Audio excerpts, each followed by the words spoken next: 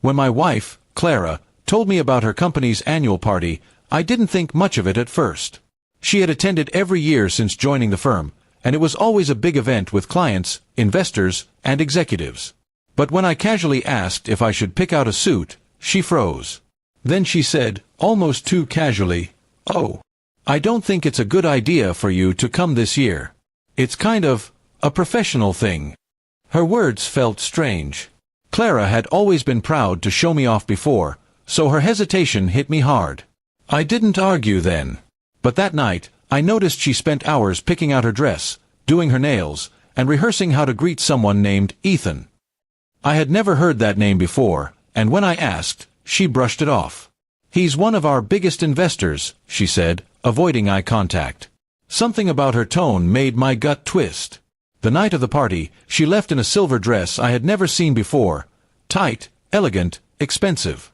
I watched her leave, a smile on her lips that wasn't meant for me. For a while, I sat in silence, my mind spinning. Then I remembered my friend Jordan, who worked in the same hotel where the event was being held. I called him and asked for a favor. An hour later, I got a message from Jordan with a few photos. My heart sank as I looked at them. Clara was sitting close to a tall man in a blue suit, Ethan. Their hands brushed across the table, and she leaned in with that familiar flirty smile I once thought was mine alone. I didn't need more proof. I knew what was going on. I didn't go to the hotel that night. Instead, I started planning. Clara's company was about to close a major deal with those same investors, and I happened to know something that could turn everything upside down. I had once helped Clara proofread confidential reports when she worked from home. That's when I noticed discrepancies. Her manager had been falsifying some numbers to impress the investors. I kept quiet back then, but now, I realized that information could change everything. The next morning, I printed copies of the real financial reports Clara had accidentally left on my laptop months ago. I sent them anonymously to the board of investors, attaching a short note. "Before you continue trusting this company, compare these with the official figures you've been given." By noon, chaos broke out. Clara came home early, her face pale and her voice trembling. "Someone leaked internal reports," she said. "The investors pulled out of the deal. They think we lied to them." I stayed calm, pretending to be surprised. She paced the room, muttering, "Ethan is furious. He said he'd never invest in us again. Everything is falling apart." I just nodded, letting her talk. Inside, I felt a cold sense of justice. She had betrayed me and humiliated me by banning me from that event, yet she was the one losing everything. Later that evening, her manager called her, shouting through the phone so loudly that I could hear every word.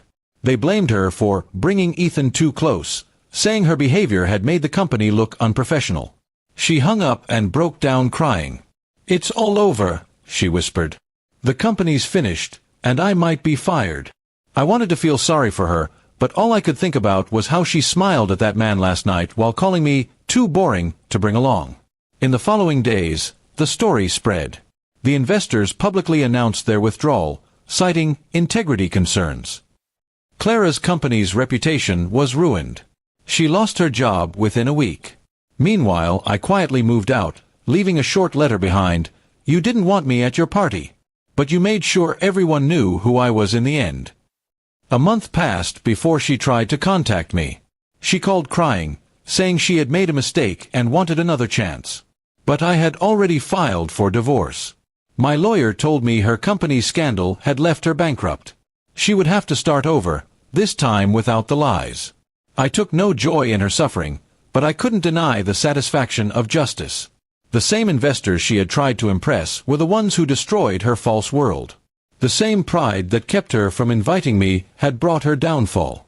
Sometimes revenge doesn't need shouting or confrontation. It only needs truth, exposed at the right moment. Clara learned that too late.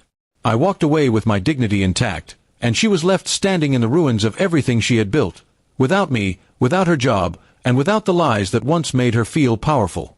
Everything had changed indeed. And this time, the truth was the only guest that mattered.